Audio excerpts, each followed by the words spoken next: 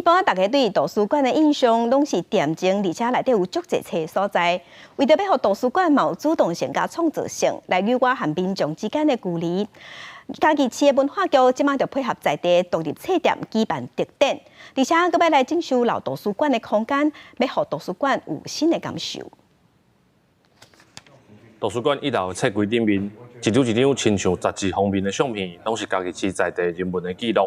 另外3楼阁有嘉义市几条间独立册店专工来布置的空间，串联图书馆甲独立册店的图书馆群特展，为15开始，伫嘉义市的横滨纪念图书馆来举办。去逐站安尼细细看看咧，哦，变啊做水啊做清幽啊，最重要是即马做设计感。我感觉横滨图书馆即马吼嘛是对得着时代。我们是把嘉义的市民、嘉义人的日常。然后当作是封面，当作是一本书的一种感觉。那我们把阅读当作是一种行为，也就不是只是看书，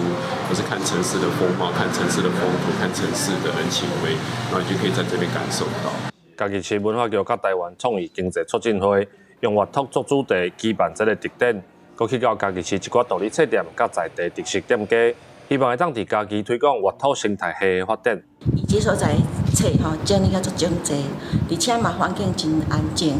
所以若来个读册应该是会当好好啊来摕一本册来看。我们不是一下就杀到图书馆，而是让他们先到这一些在地人所开的店家，然后再到未来的可能，比如说派出所，然后那个所谓的救烟厂，那未来然后在阅读这件事情上面，然后让更多的了解到嘉义有非常大的潜能。去到独立册店串联图书馆的活土风气，嘛到古坟草场讨论未来生态图书馆的计划。计划主持人讲，社会生活文化的改变影响着民众活土的行为。未来图书馆要有创新的观念，才会让民众愿意来增加图书馆被使用的机会。记者林慧婷，嘉义报道。